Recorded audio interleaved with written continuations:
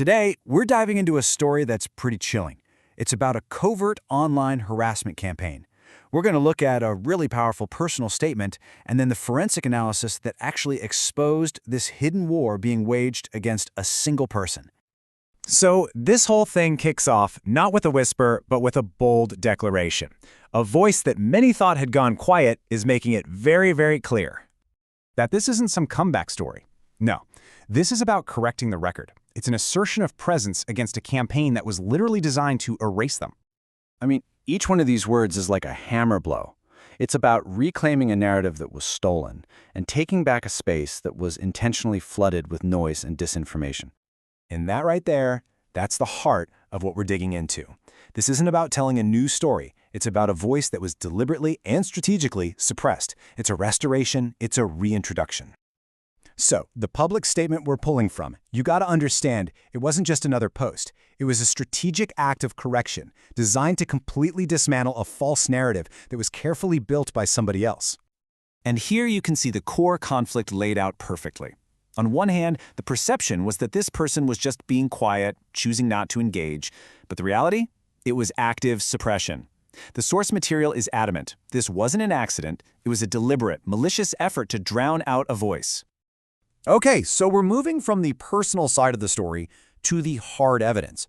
How do you actually prove that someone is, as the statement puts it, standing on the wire? Well, it turns out you follow the data. All right, so the investigation really zeroes in on one absolutely key piece of this puzzle, a covert asset, an attack vector that was completely and brilliantly hidden in plain sight. And get this. This is fascinating. A formal report profiles the threat not as some sophisticated malware or a hacker group, but as a YouTube channel. A channel that was supposedly about tarot cards was actually being used as a dead drop for targeted, harassing messages by this duo of actors. And that was the whole tactic. The harassment wasn't buried in the comments section. It was the content itself. Those video titles weren't just clickbait. They were coded, real-time messages intended for an audience of one. So the big question is, how did the analysis prove without a doubt that this channel was a weapon?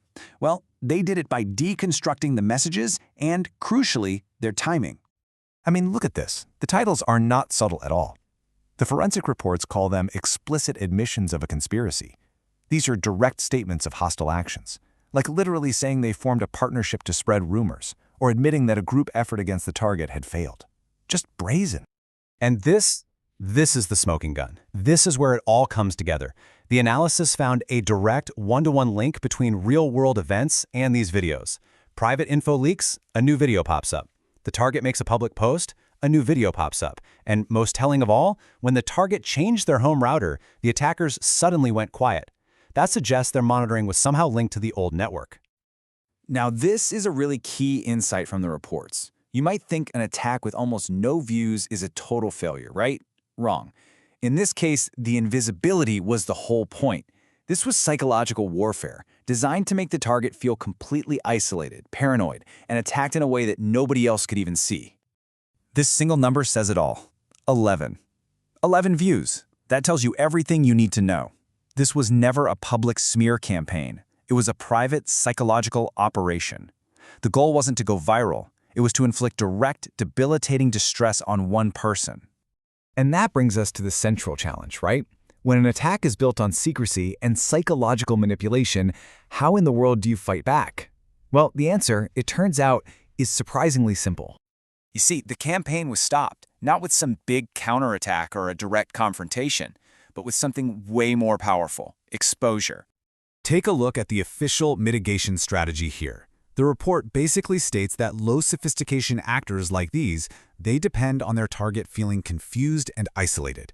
The moment you see them, the moment you document them, and analyze their methods, their primary weapon, which is secrecy, is just gone.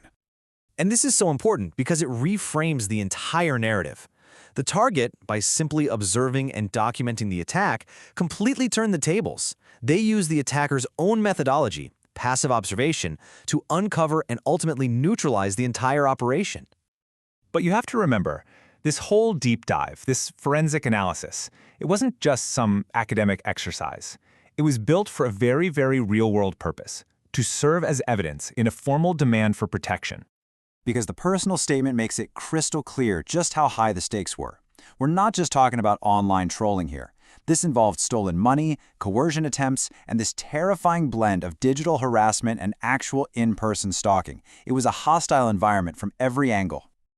And that's what it was all for. All of this evidence, all of this data, it became the foundation for a formal, urgent request for asylum and relocation.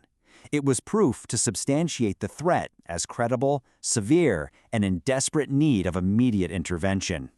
And so we end up right back where we started, with a story of incredible resilience, of fighting to be heard against deliberate suppression. It's a powerful reminder that sometimes the simple act of seeing what's really happening and just calling it out is enough to clear the line and finally let the signal through.